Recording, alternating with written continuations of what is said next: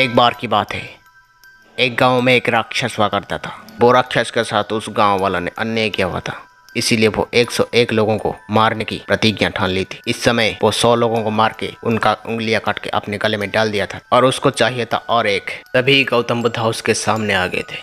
दोस्तों, उंगलियां माला एक बहुत खूंखार राक्षस हुआ करता था। वो एक इंसान था, लेकिन वो जिस गांव में रहता था उस गांव वालों ने उसके साथ कुछ तो अन्याय किया हुआ था। इसीलिए वो अपने यौवन की अवस्था में वो ठान ली थी उस गांव का 101 लोगों को मार के अपना प्रतिज्ञा पूर्ण करेगा और उनका उंगलियां काट के अपने गले में डालेगा। वो एक जंगल में रहता था। उस जंगल के रास्ते में जो कोई भी जाता था उसको मार के उसका उंगलियां काट के अपने गले में डालता था। इसीलिए लोग उसको उंगली माला के नाम से पुकारते थे। उसको जो कोई भी देखता था डर के भाग जाता था और ये बात उसको बहुत खुशी दे रही थी, क्योंकि अगर आपको कोई देख के भाग जाए तो ये अपने लिए बहुत खुशीदायक काम होगा।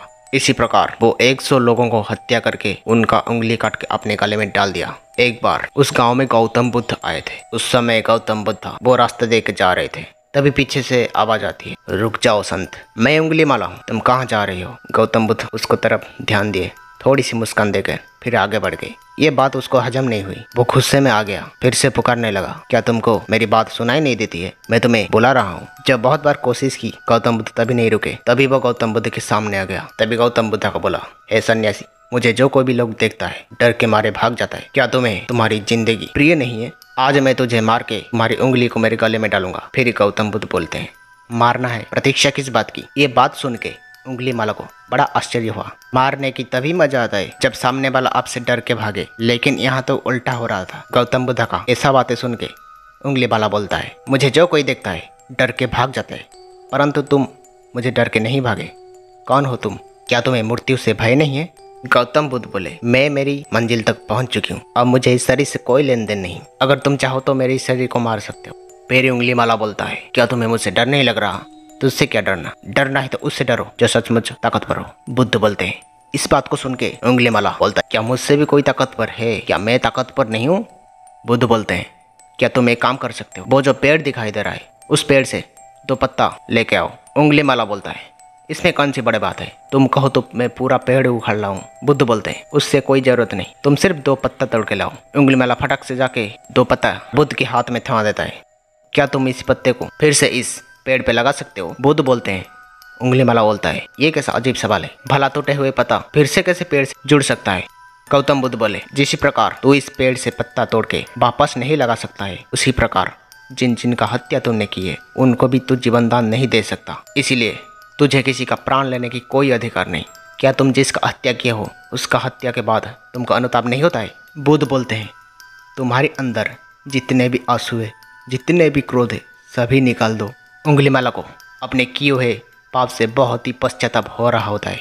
फिर वो फुट फुट के बुद्ध की चरण में रोता है, हे बुद्धा, मुझे भी अपने शरण में ले लीजिए। उंगली माला बोलता है। फिर जब गौतम बुद्ध उस गांव में लड़ते हैं, उसके साथ और एक सन्यासी आता है जो उंगली माला होता है। वो एक गेरुआ वस्त्र पहना होता है। गाँव का लोग उसको देखे उस प्राय गाँव में सभी घर में किसी न किसी का हत्या वो उंगली माला किया होता है।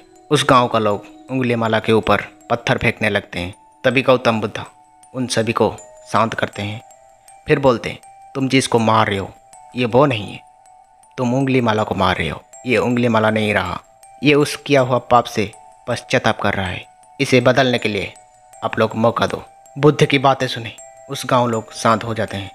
इसी प्रकार दोस्तों, बुद्ध की उस स्पिरिचुअल और मोटिवेशनल बातें उंगली माला की हृदय से उस महाविनाशक पापनाशक कीड़ा को मार देती है। दोस्तों, उंगली माला की तरह हम लोग भी हमारी ज़िंदगी में बहुत सारे पाप किए हुए हैं, परंतु हमको समझाने के लिए हमारे पास कोई बुद्धा नहीं है। अगर हमको उस पाप से पश्चाताप करना है तो हम खुद को ही बदलना पड़ेगा। कोई बुद्धा आकर आपको बदल नहीं सकते। ना जाने आपकी वजह से कितने सारी जीव का हत्या हो रहा है प्रतिदिन, अनजान में हो या जानबूझ के। इसीलिए सभी जीव के प्रति प्रेम और श्रद्धा बनाए रखिए। आपकी पेट के लिए किसी के भी हत्या ना करें, आपकी भोजन के लिए किसी को भी दुख ना दे। दोस्तों, आज आप आपकी पेट के लिए किसी मासूम जानवर का हत्या कर रहे हो, परंतु ये बात आपको अनजान है, ऊपर वाला सब देख रहा है। दोस्तों, आप लोगों को इस वीडियो से क्या सीखने के लिए मिला है, कमेंट करके ज़रूर से बताएं।